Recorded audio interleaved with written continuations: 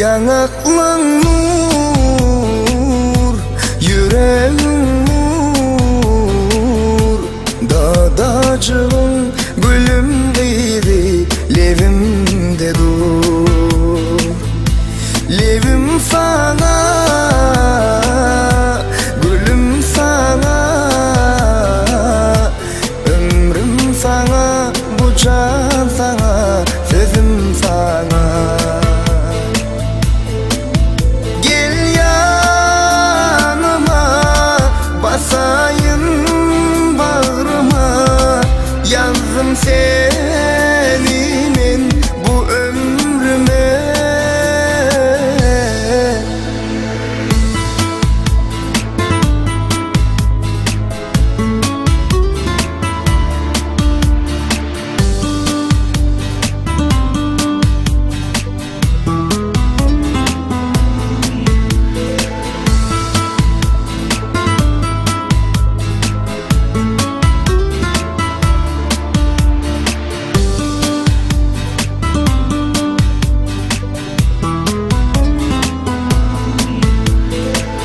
Yürek vurmasın hayır, sen yanımda bolmasan.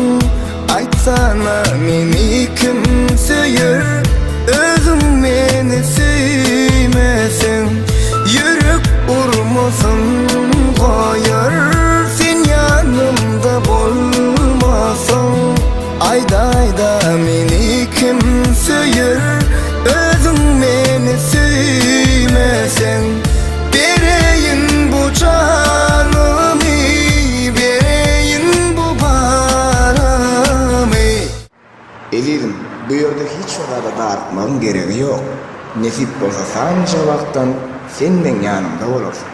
Yanakların nur, yüreğin nur.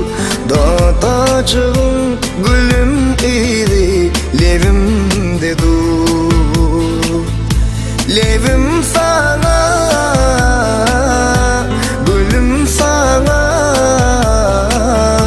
ömrüm sana, bu can sana, sözüm sana.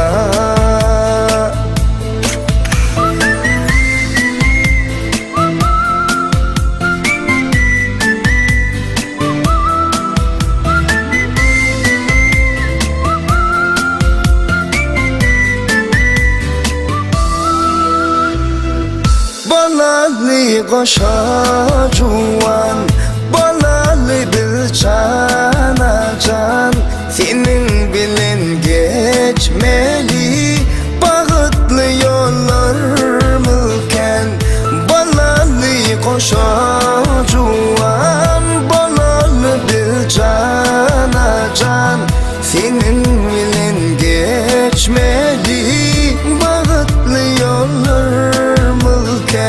Seyretsin gülüm bu gece, ikimiz bilece.